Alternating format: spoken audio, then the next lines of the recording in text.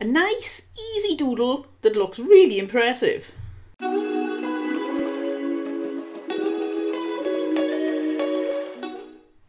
Hello everyone, I'm Caroline and this is what I'm going to be working on today. I've already drawn this lady here and she's made with watercolour and some washi tape. And what I've started doing is when I'm making the watercolour painting, on the opposite side of the page I use blobs of watercolour and then I can turn those into a really impressive looking doodle very easily. I'll show you some I've already done. I painted this and then used some of the colours over here, just did a doodle. And also what it does is it just brings the same sort of tone over the 2-page spread, so it looks more impressive. Anything that makes your art look more impressive, this easy, must be good. This one here, again, you can see I was using purple and turquoise, popped it over here and done another doodle. Again, it makes a really nice 2-page spread. So I painted this, finished it, blobbed over here. There's a very poppyish look going on. So let's get started on my doodling. I'm going to use this Pigma Micron 0.5 or Note 5. And I may use a Posca pen as well for some white. I'll see how it goes. I love black, white and red. So any excuse to use those colours I think is brilliant. Right, let's get started.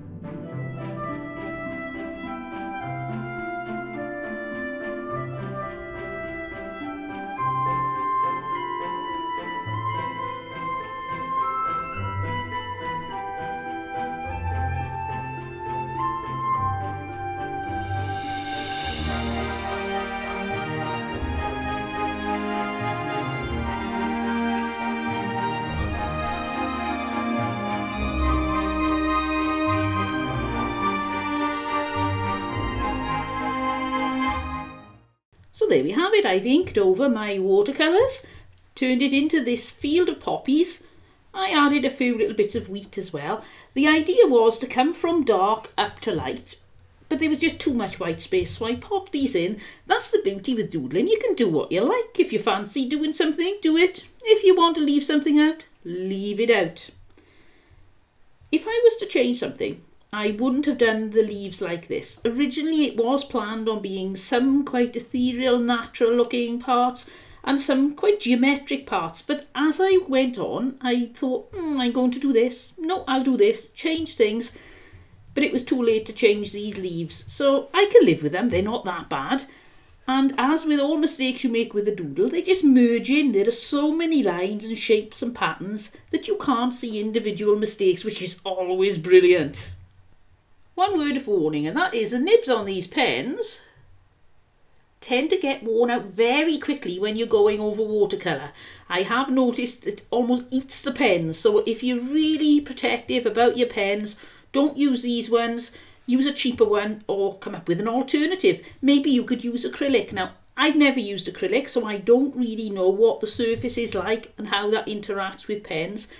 But there's one thing for this idea. Had this painting been in acrylic, I know that you can't save it. It dries and then you can't reconstitute it, so you have to throw it away. But why not? Any bits you've got left, blodge them on your page. When it dries, you can draw a doodle. It definitely does make a nicer balance for the page to both be in the same colour ranges, the same tones. Even though they're completely different, I think they look really good. If you've enjoyed this video, then please give me a thumbs up, and why not subscribe for more hints, tips, ideas, ways to fill your sketchbook easily. And if you ring the bell, you'll get to know and be one of the first to see the videos when they come out.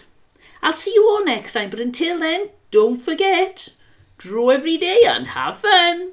Bye!